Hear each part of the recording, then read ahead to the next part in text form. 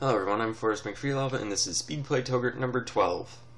So we start off at war, but we're just sieging their provinces out, so it doesn't really matter. We have 40 transports in Indonesia, so we're just going to go ahead and pull our forces back towards North Africa. Admittedly, I want to do a little bit of troop movements as we can maybe consolidate the remaining armies. In North Africa, we're going to start building a new 2 groups of heavy ships, which we will basically make into the majority of our navy. And unfortunately, we do go ahead and upgrade our naval technology, so I go ahead and just undo that order. It was very quick into it though, so we don't lose too much money. And we go ahead and order 3 instead groups of heavy ships with the new 2-deckers. We'll have to upgrade them once before the game ends, but that's not too much of a worry. And with our troops all consolidated, we head over to the Cape to avoid too much attrition, and I realize that we can probably just go ahead and take over a nearby nation. We do finish our war in Siberia, and we go ahead and declare war using our fancy new imperialism casus belli. So we just march our army across East Africa, and we go ahead and declare war on another nation as well, which we quickly annex. And at this point, we're going to also go ahead and grab this army from Siberia and bring it over towards East Africa. Although I realize that this war is essentially done, so that may not actually be necessary. And we'll go ahead and just draw all of our forces over and wait for the siege to end. We do redirect that force up to North Africa, where it'll be more helpful. And from this point, we're going to just begin moving our forces for a war against the European powers, or at least a small war against a few Europeans. So we just gather our forces up, we send our fleet over towards North Africa, and they should arrive in a moment. A bunch of truces just expire, which is fairly alright news. I don't expect we're going to be declared war upon, and we go ahead and annex this country, meaning that all we really have to worry about is Ethiopia, and we can connect our East African and South African holdings to North Africa. For a moment, I believe that we are able to create a new trade company, although I realize pretty quickly that that's actually just a client state, and I have no intention of making a client state in Africa, at least not in South or East Africa. And we go ahead and get our forces ready for this war against these Europeans. So we ship our entire navy over, we double check the political alliances and realize that they'll call in Austria and France, which totally changes my mind 100%. I check out the situation in Asia. We may go back there at some point, as China does appear to have collapsed. But for right now, we're just going to go ahead and invade Ethiopia in order that we may just control the entire East African coast, and we won't have to worry about any Europeans showing up and basically just making us fight a large European war in order to take over the coast of Africa. We're already going to have to deal with that in order to take the sub-Saharan region from Portugal, so we may as well just prevent that from happening in our backyard, essentially. So we end up shipping our forces over. The Ethiopians are very ready to attack us, though. Luckily, we do win the battle, but we have only around 40,000 manpower. So what we're going to do is just keep our army in a large line across the front with around 10,000 men, maybe 20,000, across the entire front line, so that if we do get attacked, we can just bring reinforcements over fairly quickly. Unfortunately, I hadn't quite got that set up yet, so they do win a battle. We win the follow-up battle, though, fairly easily, and stack wipe one of their forces. And essentially the plan now is essentially just what I just said it would be. We'll just siege them out. We also have to deal with the occasional colony, but it's going to be more or less straightforward. Realistically, I should have a bit of a reserve force that can just ghost their army only on our side of the line, but that would probably take a little bit more attrition than I really want. And the further we move across, the quicker this will go.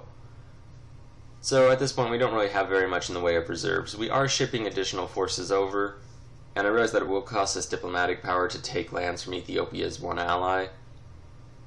And they are still very ready to attack us, which is not great news for our manpower. So we do continue to just march forward. I consider just getting their ally out of the war as quickly and easily as we can. I don't want to take any of their provinces as the diplomatic power cost is a little prohibitive. They don't have a coastline. We do go ahead and support the independence of Portuguese Brazil, as that will essentially win us any future war with Portugal once they're independent. And we go ahead and just build all of the mercenaries available and continue to colonize. At this point, the war has really calmed down. The Ethiopians still have a significant force, which they are just using to harass our sieging parties. And it looks as though they're actually going to launch a significant attack right now. And we go ahead and just pull 2 of our sieges in order to repel it. At this point, I am just tired of us having to fight the Ethiopian army. We only have single thousands of manpower left. And Austria is the emperor, and they pass a reform, which is not great news. We don't want them to consolidate too much. We go ahead and chase down the Ethiopian army and win a battle.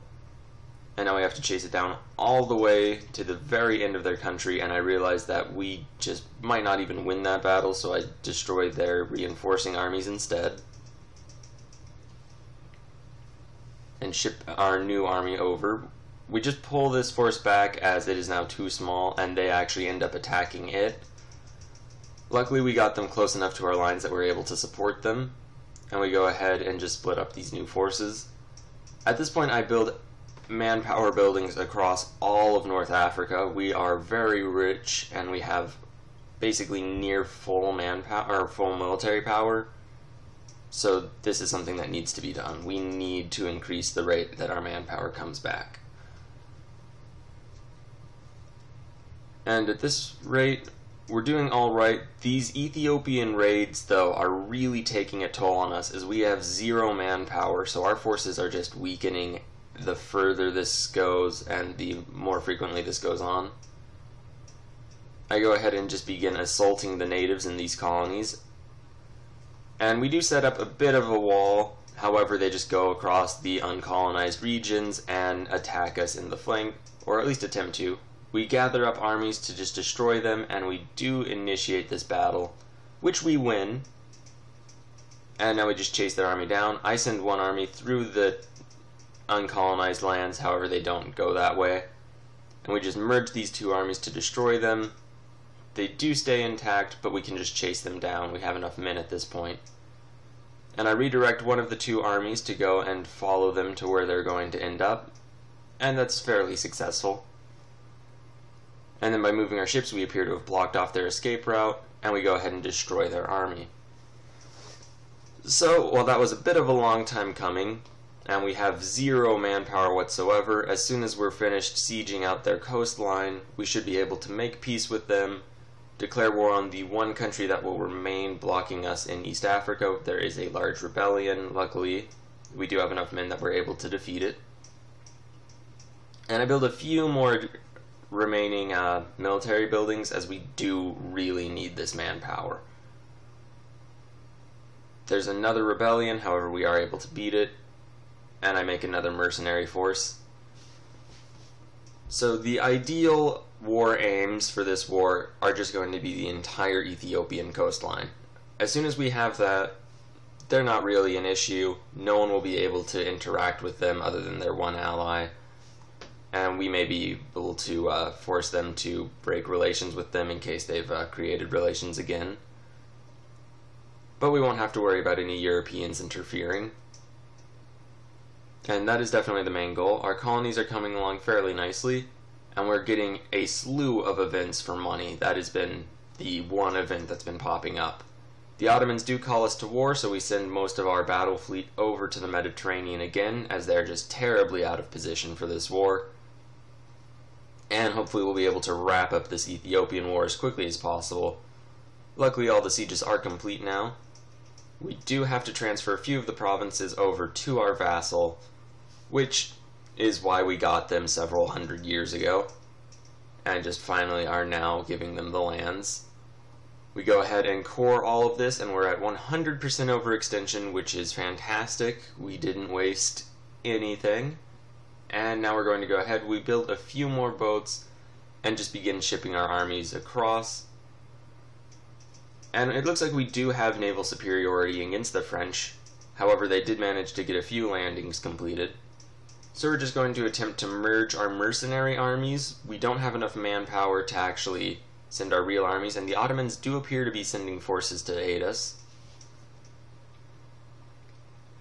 So what we're going to do is just combine our mercenary forces, attempt to keep the French fleets at bay, continue this colonization, and hopefully the Ottomans will take care of the rest. It does look as though they launched a significant attack. We do have to deal with rebels, which isn't great, although our manpower is coming back.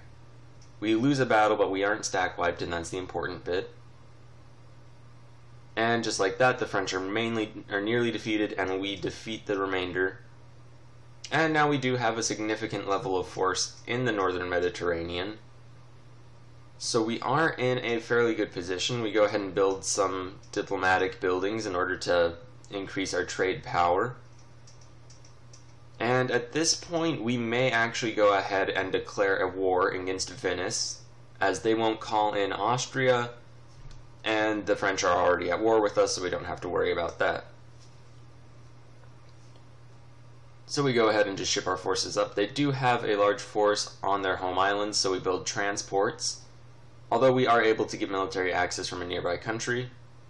And we do go ahead and declare war on the one remaining East African coastal country.